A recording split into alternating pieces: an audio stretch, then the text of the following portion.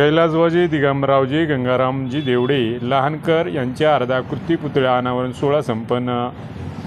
दिनांक 26 जानेवारी 2025 रोजी दुपारी 4 वाजता स्थळ कैलासवासी दिगंबररावजी देवडे उच्च माध्यमिक विद्यालय, लहान तालुका अर्धापूर, जिल्हा नांदेड येथे करण्यात आले.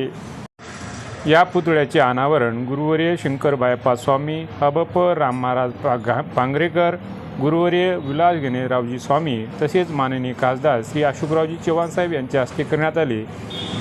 या कार्यक्रमाला श्री जया चव्हाण तसेच गावातील प्रतिष्ठित नागरिक उपस्थित होते.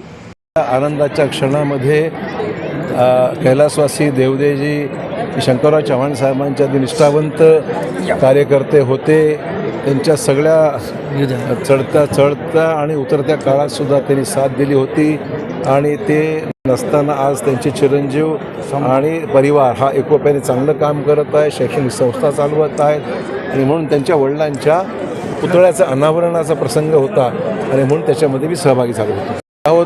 तरुणांच्या हाताला काम देण्यासंदर्भामध्ये काही कंपनीजना आम्ही नांदेड जिल्ह्यात बोलवत आहोत आणि त्याच्या माध्यमातून आपल्या भागातल्या तिन्ही तालुक्यातल्या मुलांना याच्यामध्ये त्यांनी यावं आणि सहभागी व्हावं आणि मग मेरिटवर त्यांचं सिलेक्शन होऊ शकतं असा आमचा प्रयत्न आहे. देवडे हे माझे वडील यांचा पुतळा आज या लहान नगरीमध्ये माझ्या छत्रपती माध्यमिक विद्यालय शाळा कैलासवासी दिगंबररावजी देवडे उच्च माध्यमिक विद्यालय या प्रांगणामध्ये आदरणीय अशोकरावजी माजी मुख्यमंत्री आदरणीय अशोकरावजी चव्हाण साहेबांच्या या सानिध्यामध्ये आणि आपल्या भोकर विधानसभेच्या आमदार श्रीजाताई यांच्या व माझे मार्केट कमिटीचे सभापती आमचे संजयजी लहानकर साहेब व पूर्ण गावातले आमचे ग्रामपंचायतचे सरपंच सर्व टीम या लोकांनी मला भरपूर सहकार्य केलं आणि साथ दिली आणि सर्व पत्रकार बांधवांचे सुद्धा मी मनापासून आभार मानतो की माझ्या या कुटुंबामध्ये आपण सर्वजण सामील झालात. वडिलांच्या पुतळ्याच्या अनावरणाला आपण सर्वजण आलात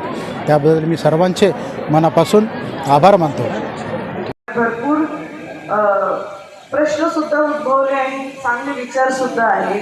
सर्वात अगोदर मला लहान गावातील सगळ्या व्यक्तींना ज्यांनी मला मतदान दिले आणि आज मला सक्षम केले की मी इकडे उभं समोर 2 शब्द बोलू शकते आणि माझ्या हातात ती ताकद दिली की मी लोकांच्यासाठी चांगलं काम करू, त्यांचे सगळ्यांचे आभार मानायचे की आपल्याला सर्वांनी मला आशीर्वाद दिलं आणि आज आपले प्रश्न मिटवायची मला ती ताकद मिळालेली आहे. तर त्याच्यावर मी माझे पुरेपूर प्रयत्नांनी कामं करणार. तसंच आपण आज ज्या ह्या कार्यक्रमासाठी आलेलो आहे एवढे परिवाराबद्दल बोलायला गेलं तर त्यांचे आणि माझ्या आजोबांचे विचार अशी समानता असल्यामुळे मला वाटतं आमची कुटुंबाचे विचार जुळलेले आहेत आणि आम्ही सोबत एक चांगलं काम करू शकतो. सामाजिक असो, धार्मिक असो, शैक्षणिक असो, राजकीय असो. दादांनी आता बोलता बोलले की साहेबसुद्धा ट्युशन घ्यायचे, अभ्यासावर जास्त त्यांचं लक्ष असायचं. माझे आजोबासुद्धा लहानपणी त्यांच्या आयुष्यात त्यांनी लहान लेकरांची ट्युशन घेतली आणि शिक्षणावर जास्तीत जास्त भर घातलं आणि त्याच्यानंतर त्यांनी स्वतःच्या पायावर उभं राहिले आणि मग राजकारणात त्यांनी प्रवेश केला. तसं मला वाटतं की आपण जे शिक्षणाचं काम करतो ते अतिशय सुंदर करता आणि त्याच्यानंतर आपल्या कुटुंबात सगळे उच्च शिक्षित आहेत. सगळ्यांनी चांगला अभ्यास केला आहे आणि चांगला अभ्यास केल्यामुळे आपण आपल्या समाजासाठी म्हणावं की आपल्या चांगले नागरिक घडवण्यासाठी म्हणावं आपण भरपूर काही कामं करू शकतो. त्यामुळे इकडे लहान लेकरंसुद्धा दिसत आहेत मला आणि लेकरं सगळे शाळेत जाणारे आहेत. मला त्यांना विनंती करायची आहे की तुम्ही जास्तीत जास्त अभ्यास करायला शिका आणि स्वतःचं नाव मोठं केला तर आपल्या आईवडिलांचं नाव, आपल्या गावाचं नाव, आपल्या देशाचं नाव मोठं करू शकणार. माझे सुद्धा पहिले पाऊल मी जर कधी कुठे टाकायचे असेल तर मी मतदारसंघात सगळ्यात अगोदर गावातल्या जिल्हा परिषदच्या शाळेला भेट देते.